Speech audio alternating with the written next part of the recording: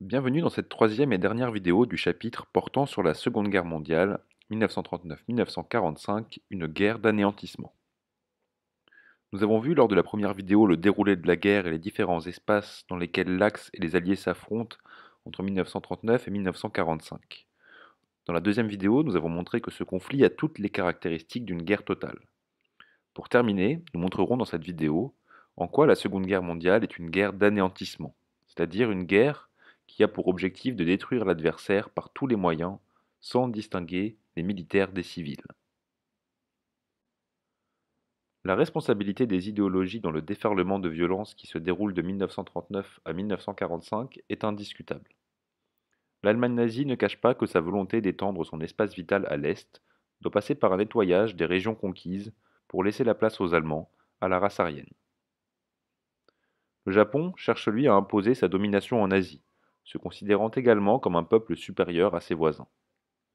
De leur côté, les Alliés se présentent comme les défenseurs de la démocratie et de la liberté dans le monde, leur imposant de lutter coûte que coûte contre les adversaires de celle-ci. Enfin, l'URSS de Staline voit pour sa part dans la guerre le moyen d'étendre progressivement le communisme à d'autres pays européens. Rien ne semble donc pouvoir concilier ou mettre d'accord les différents États qui participent à la guerre, et la réalisation de ces objectifs idéologiques ne peut aboutir que par la destruction totale des adversaires. On va donc assister durant cette guerre à une violence extrême, notamment en raison des nouveaux armements, beaucoup plus destructeurs et déjà évoqués dans la vidéo précédente. De plus, le respect des lois de la guerre est parfois inexistant. De nombreux prisonniers de guerre, ne représentant plus une menace, sont exécutés ou maltraités, voire affamés. 2 millions de soldats soviétiques périront de cette façon. Enfin, les civils vont être des cibles à part entière, notamment lors des phases d'invasion et durant les occupations. Ils subissent le rationnement, mais aussi des bombardements et des représailles lorsqu'une résistance à l'ennemi se met en place.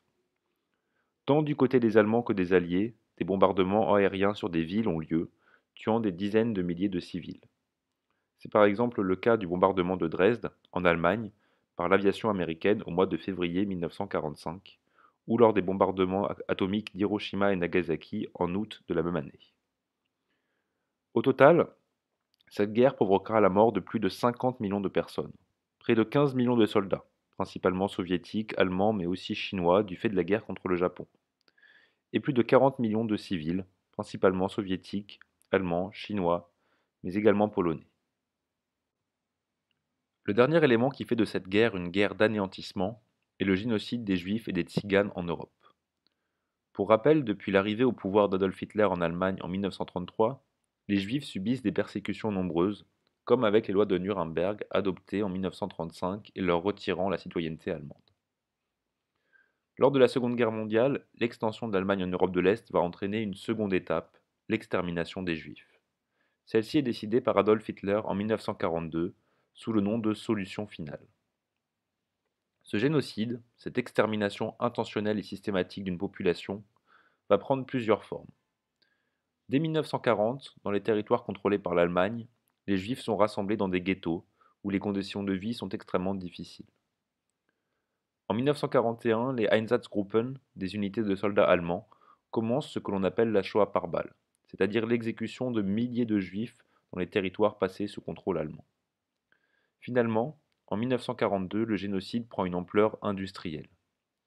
Les Juifs d'Europe sont arrêtés, raflés et envoyés dans les camps de concentration pour y subir du travail forcé dans des conditions de vie terribles, ou pour être éliminés purement et simplement dans des camps d'extermination, à l'image d'Auschwitz-Birkenau, le plus célèbre exemple. Au total, entre 1939 et 1945, plus de 5 millions de Juifs, principalement d'Europe de l'Est, sont éliminés.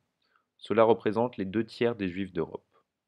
Les Tziganes, une autre population pour laquelle les nazis vouent une haine farouche, perdront également 1 tiers de leur population. Sur 750 000 Tziganes en 1939, 250 000 seront éliminés. D'autres populations seront également visées par cette politique d'extermination nazie, les homosexuels, les handicapés, les communistes, etc.